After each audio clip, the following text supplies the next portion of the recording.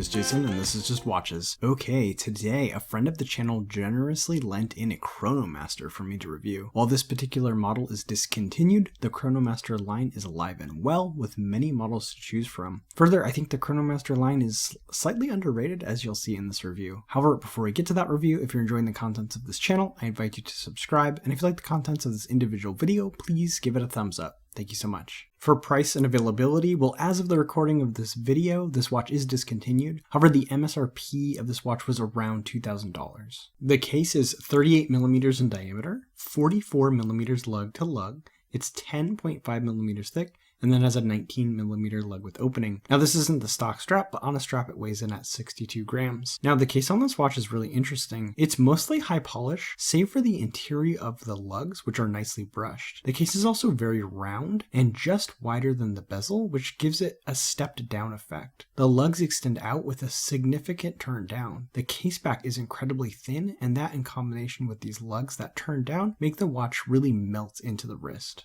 So this is not the stock strap, but it is the stock clasp. Now this clasp is quite nice. The scissor is thin, but the action is snappy, and then the clasp itself is nicely signed. The major downside on this watch overall is that the lug width is 19mm, so it's going to be a bit tricky to find a different strap for this watch, as they more often come, at least in the US, in 18 and 20mm sizes. The screw-in case back helps provide 100 meters of water resistance. The case back has the very cool Chronomaster eagle in high polish against a satin background. The case back looks really slick. On some of the Chronomaster models, you actually get this eagle on the front of the dial at the 6 o'clock position, which I actually prefer to the word Chronomaster that is on this specific model. This watch is powered by the A660, which is a high accuracy quartz movement with an incredible accuracy of plus or minus 5 seconds per year. This is actually a tighter accuracy rating than the Grand Seiko 9F, which is plus or minus 10 seconds a year. This movement is also a perpetual calendar until the year 2100. Finally, it has a minimal power draw, giving it a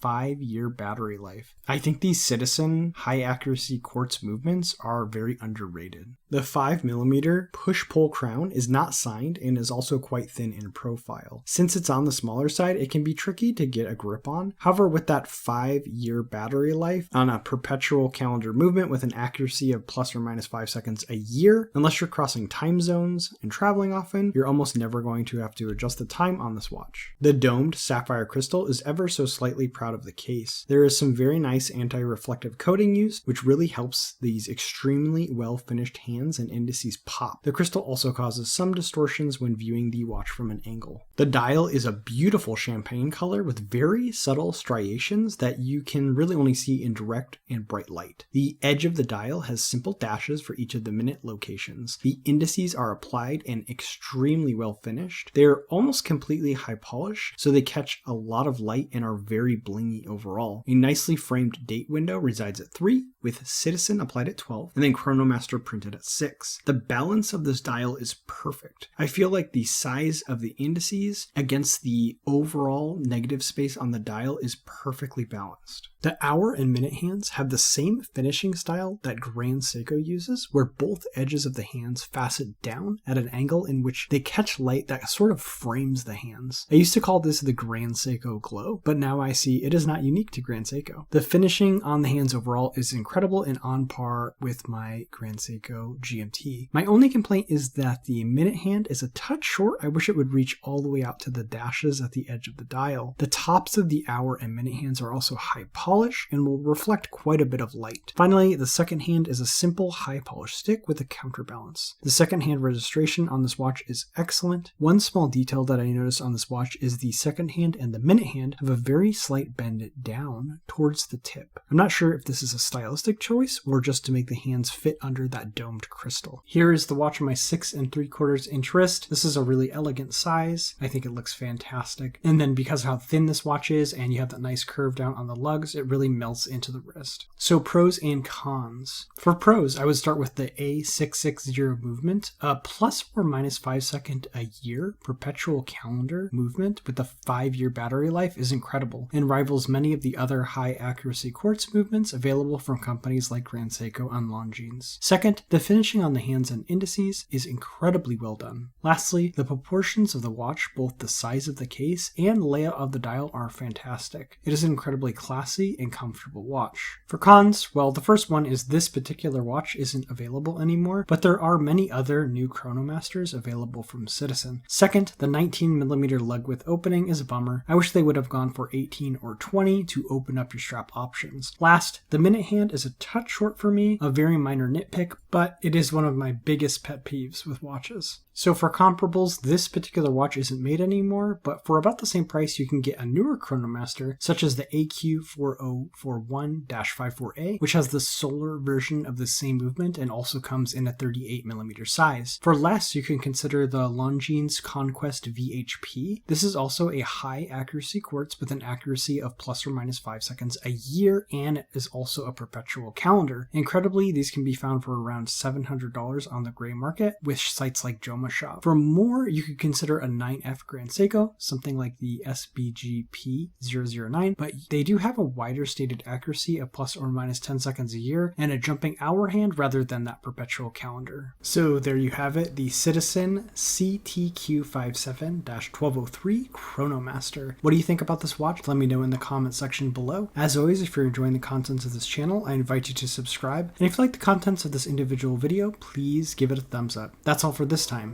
My name is Jason, and you have been watching Just Watches.